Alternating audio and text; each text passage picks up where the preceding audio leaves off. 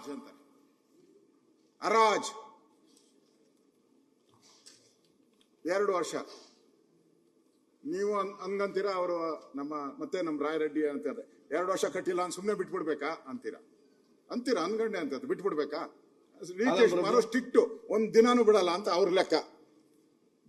ಇದೇನಾಗಿದೆ ಅಂದ್ರೆ ಈ ಖಾತಾ ಏನಾಗಿದೆ ಅವನಿಗೆ, ಇವ್ರ ತಂದೆ ಅವನಿಗೆ 3 ವರ್ಷದಿಂದ ಮಗನಿಗೆ ರಿಜಿಸ್ಟರ್ ಮಾಡಿಕೊಟ್ಬಿಟ್ಟಿದ್ದಾರೆ. ಮಗನಿಗೆ 3 ವರ್ಷದಿಂದ ರಿಜಿಸ್ಟರ್ ಮಾಡಿಕೊಟ್ಟಿದ್ದಾರೆ. ರಿಜಿಸ್ಟರ್ ಆದ್ಮೇಲೆ ಅವನ ಹೆಸರು ಖಾತಾನೂ ಆಗಿದೆ. ಆ ಖಾತಾ ಇದು ಎಕ್ಸ್ಟ್ರಾಕ್ಟಿವ್ ಇದೆ ನನ್ನ ಹತ್ರ ನೋಡಿ, ಇಲ್ಲೇ ಖಾತಾ ಇದೆ ಅವನ ಹೆಸರಲ್ಲಿ. ಯಾರು ಮಗನ ಹೆಸರು ಮಾಡಿಕೊಟ್ಟಿದ್ರೋ ಅವನ ಹೆಸರಲ್ಲಿ ಖಾತಾ ಇದೆ. ಅವನು ಎಲ್ಲ ಇದುವರೆಗೂ ಅಪ್ ಟು ಡೇಟ್ ಟ್ಯಾಕ್ಸ್ ಕಟ್ಬಿಟ್ಟಿದ್ದಾನೆ. ಅವನು 1 ವರ್ಷನೂ ಮಿಸ್ ಆಗಿಲ್ಲ. ಆದ್ರೆ ಅವನಿಗೆ ಅವ್ರ ಅಪ್ಪನಿಗೆ ಹೋಗೈತೆ ಮೆಸೇಜು, ನಿನ್ನ ಮನೆ ಹರಾಜ್ ಅಂತ. ಅವ್ರಿಗೆ 80 ವರ್ಷ, ಏನು ಹಾರ್ಟ್ ಅಟ್ಯಾಕ್ ಆಗಿ ಸತ್ತೋಗ್ಬೇಕು ಅವರು.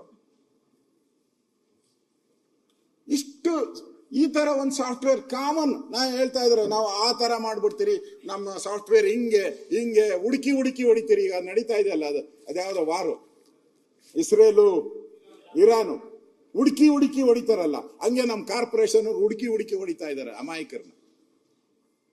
ಟ್ಯಾಕ್ಸ್ ಕಟ್ಟಿದ್ದಾರೆ, ಅಪ್ ಟು ಡೇಟ್ ಟ್ಯಾಕ್ಸ್. ಆದ್ರೆ ನೋಟಿಸು ನಿನ್ ಮನೆ ಹರಾಜ್ ಅಂತ. ಎಷ್ಟು ಜನಕ್ಕೆ ಕೊಟ್ಟಿದ್ದಾರೆ ಹಿಂಗೆ ಲೆಕ್ಕ ಇಲ್ಲ, ಅಷ್ಟು ಜನ ಕೊಟ್ಟಿದ್ದಾರೆ. ಇಲ್ಲಿ ಒಂದು ಹೇಳಿದೀನಿ, ಇನ್ನೂ ಇದೆ, ಬೇಕು ಇನ್ನೂ ಹೇಳ್ತೀನಿ ನೋಡಿ, ಇನ್ನೂ ಇದೆ. ಅವರು ಅಷ್ಟೇ, ಇನ್ನೊಬ್ಬರದು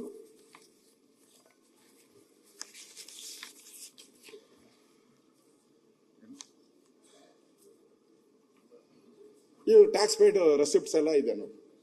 ಅವ್ರು ಅಪ್ ಟು ಡೇಟ್ ಟ್ಯಾಕ್ಸ್ ಕಟ್ಟಿದ್ದಾರೆ. ಈ ತರದ ನನಗೊಂದು 50 ಕೊಡ್ತೀನಿ. ನಾನು 50 ಮೋರ್ ದೆನ್ 50 ಇದೆ ನನ್ನ ಹತ್ರ. ನಾನು ನಿಮ್ಮ ಹತ್ರ ಇದು ಮಾತಾಡಿ ನೀವು ಸವಾಲ್ ಹಾಕಿದ್ಮೇಲೆ ನನ್ನ ಆಫೀಸ್ಗೆ ಎಲ್ಲ ಏನು ರಾಶಿ ಬಂದ್ಬಿದ್ದಿದೆ.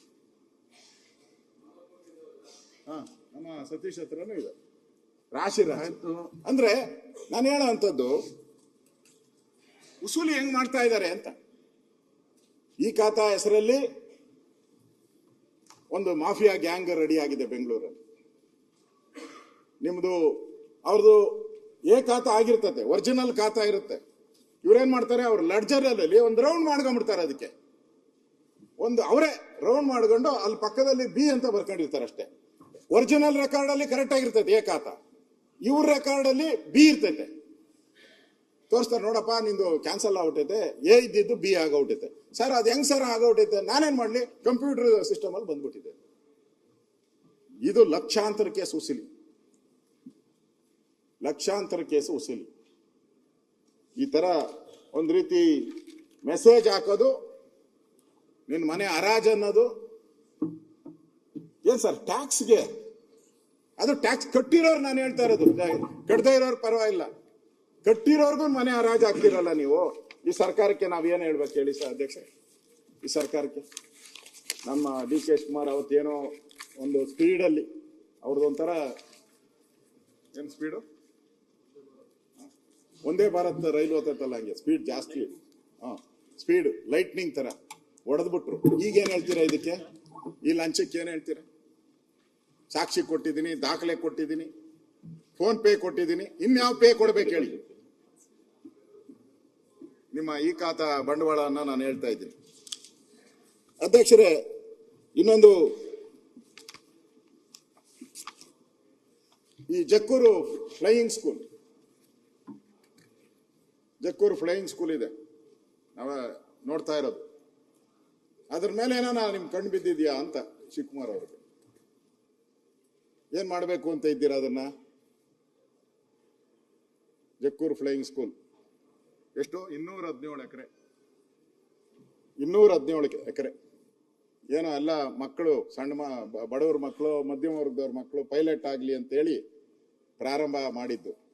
ಈಗ ಅದ್ರ ಮೇಲೆ ಏನೋ ಕಣ್ಣು ಬಿದ್ದೈತೆ ಅಂತ ನನಗೆ ಪತ್ರಿಕೆ ಬಂದೈತೆ. ಅವಾಗ ಪ್ರಜಾವಾಣಿ ಒಂದು ಆರ್ಟಿಕಲ್ ಬಂದ್ಬಿಟ್ಟಿದೆ, ದೊಡ್ಡ ಆರ್ಟಿಕಲ್. ಇಲ್ಲಿದೆ ಆರ್ಟಿಕಲ್,